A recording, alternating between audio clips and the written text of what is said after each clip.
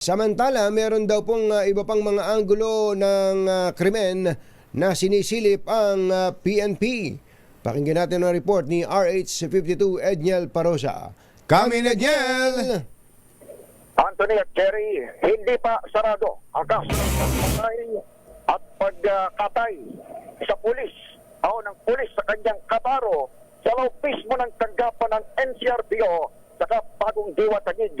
Yan ang tiniyak ng pambansang pulisya kahit nakapagsampanan ng murder ang Taguig City PNP laban sa mag-asawang pulis din na pareho manong sangkot sa krimen. Ayon kay PNP spokesperson, Police Brigadier General Gene Fajardo, inaalam ng pulisya ang katotohanan sa aligasyon nitong anak ng biktimang Lieutenant Colonel na hindi affair kundi matagal ng plinano ang pagtumba sa kanyang ama.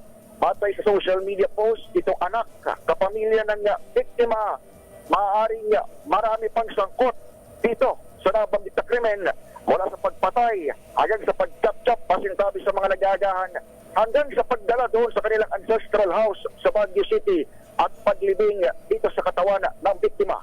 Pakinggan natin itong pahayag ni General Fajardo. Meron pang mga ibang anggulo na titingnan based doon sa sinasabi ng anak as to disclaim na maaaring hindi lang isa because he was thinking accordingly na kaya ba ng isa lang na isakay at ilibing. So these are the things na tinitingnan pa po. So hindi pa po sakado itong investigation bagamat nakapagsampa na po tayo ng kaso.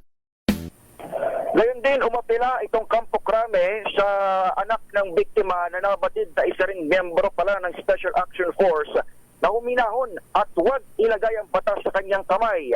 Kaugnay ito ng kanyang post sa social media kung saan sinabi niyang gagamitin niya ang kanyang training bilang komando para mahanap at iba pang sangkot sa krimen. Pakinggan natin ulit si General Fajardo. Pakiusap natin, nakakamdaman natin, may mga po siya masakit sa kalooban niya to, pero ang pakiusap natin, pulis siya, let the PNP handle the investigation. Kung meron siyang maitutulong, sinasabi niya na train siya, tulungan niya na mabigyang hustisya, hindi niya po pwedeng ilagay ng batas sa sarili niyang kamay. Kausap natin, Jerry at Anthony, ilan doon sa mga kaanak ng suspect at nagpahayag sila ng pangamba, takot din sa kanilang kaligtasan matapos ngang mapasa itong social media post na dinilit na ngayon nitong anak na sa ng biktima. Ito si Edniel Parosa, nagulat para sa DZRH. Una sa Pilipinas, una sa Pilipino. ACS